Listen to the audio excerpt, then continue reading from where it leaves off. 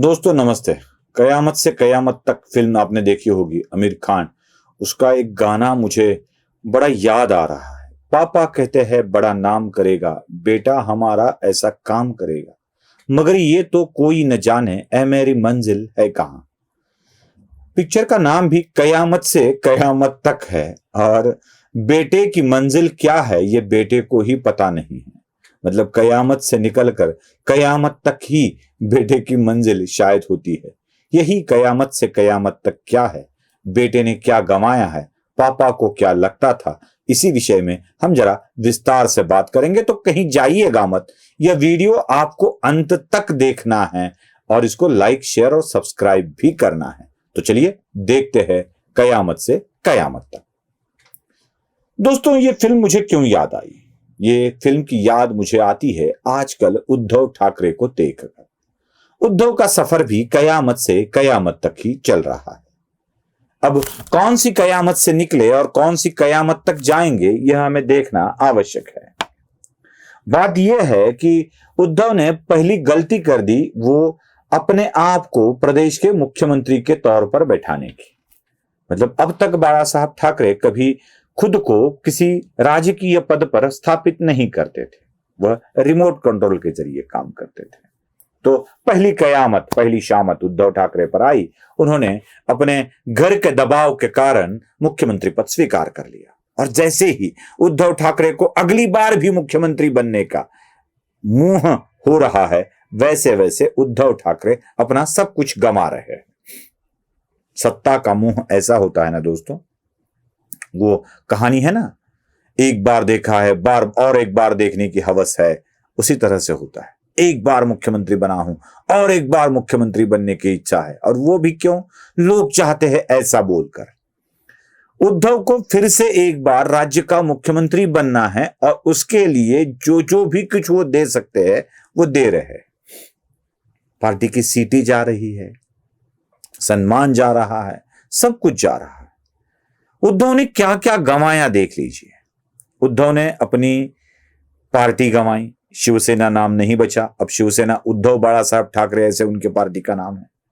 बाला साहब ठाकरे ने जिस चिन्ह को बड़ी मुशक्कत से, बड़ी मेहनत से लोगों तक पहुंचाया था, जिस चुनाव चिन्ह को, वो भी उनके हाथ से चला गया, वो एकनाथ शिंदे के पास चला गया।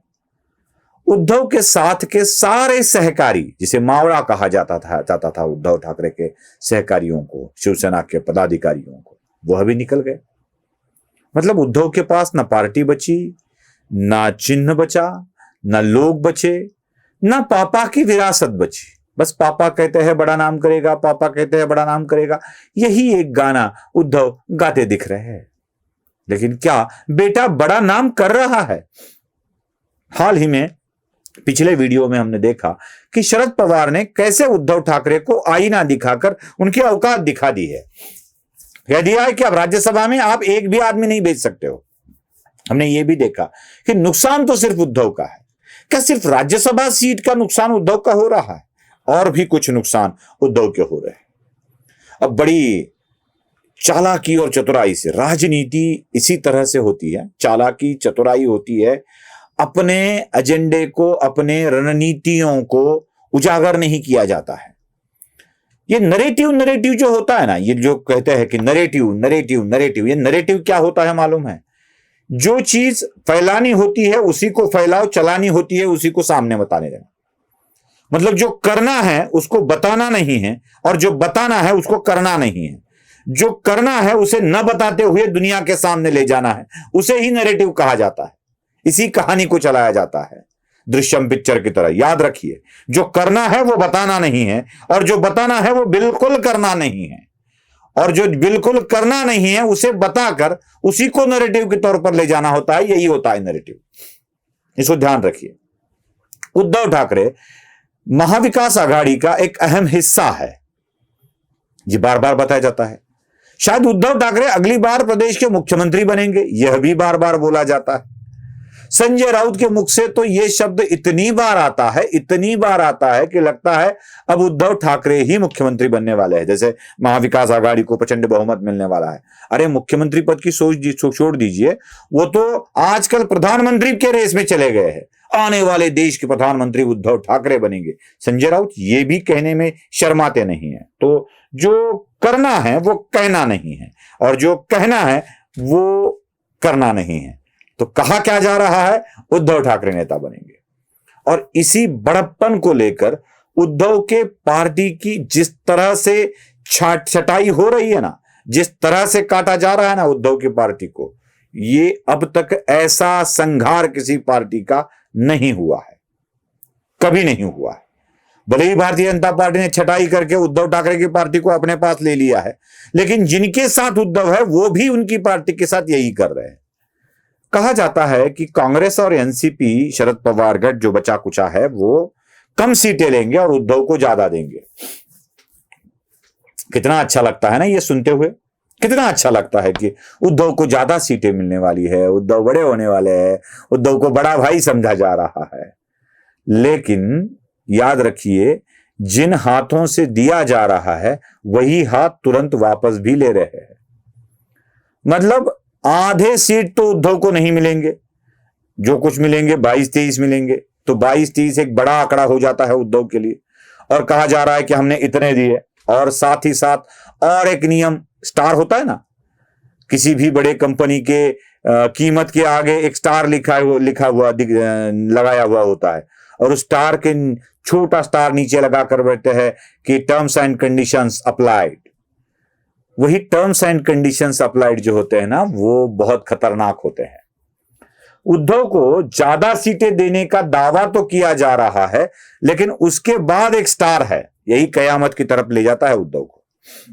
वो स्टार क्या कह रहा है, जितने भी सहयोगी दल है उनको उद्धव के कोटे से ही सीटें दी जाएंगी। मतलब हम आपको तो ज्यादा देंगे, लेकिन आप अपने कोटों से आपके दोस्तों को दे देंगे। मतलब अगर वंचित बहुजन आघाड़ी प्रकाश आंबेडकर को साथ लेना है तो उनको कितनी सीटें देनी है ये उद्धव तय कर ले। कितना बड़प्पन दिया उद्धव को। प्रकाश आंबेडकर को दी जाने वाली सीटें उद्धव तय करेंगे, और वही तय करने के बाद अपने ही कोटे की सीटें प्रकाश आंबेडकर को दे देंगे। मतलब प्रकाश आंबेडकर को 3-4 सीटें दे देने के बाद उद्धव के हाथ में क्या झुंझुना बचेगा। इसलिए मैंने पहले वीडियो में कहा था कि इनके हाथ में सिर्फ झुंझुना आने वाला है, सिर्फ झुंझुना। इतना ही नहीं, शरद पवार ने संभाजी ब्रिगेड को भी उद्धव ठाकरे के हवाले कर दिया है।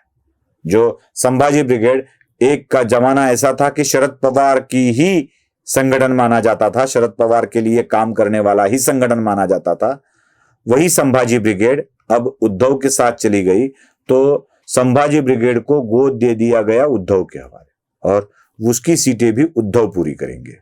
मतलब साफ है कि अब 1-2 सीटें और संभाजी ब्रिगेड को भी देनी पड़ेगी। जितने भी पार्टियों को साथ लेना चाहते हो ले लो, और उनको अपनी ही मर्जी से सीटें दे दो। अगर फिर कभी बच्चू कडू उनको छोड़कर इधर आ जाते हैं तो उनको भी एक सीट देनी पड़ेगी, वो भी उद्धव के कोटे से चली जाएगी।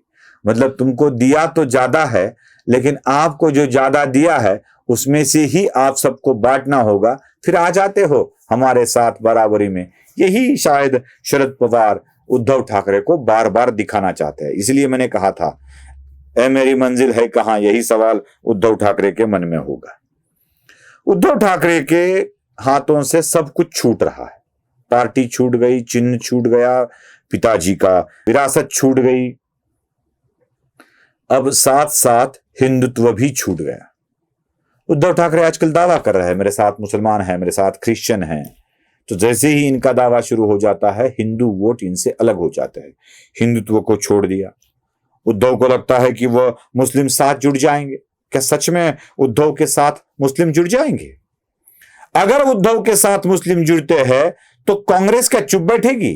क्योंकि कांग्रेस की वोट बैंक ही मुस्लिम और दलित है, तो कांग्रेस क्या चुप बैठेगी? अगर उद्धव के साथ ये जुड़ जाते हैं या उनके साथ हो जाते हैं तो कांग्रेस के लिए बहुत ही मुश्किल पैदा होगी। जब भी उद्धव कहीं बाहर जाते हैं, हिंदुत्व की अलग परिभाषा अभिव्यक्त करते हैं, तो उद्धव ठाकरे अपने हिंदू वोट से भी हाथ गंवा बैठते हैं।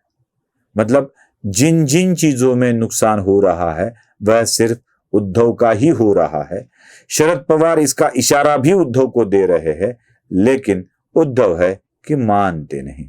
आपको पसंद आया हो तो लाइक, शेयर और सब्सक्राइब जरूर कीजिए। धन्यवाद।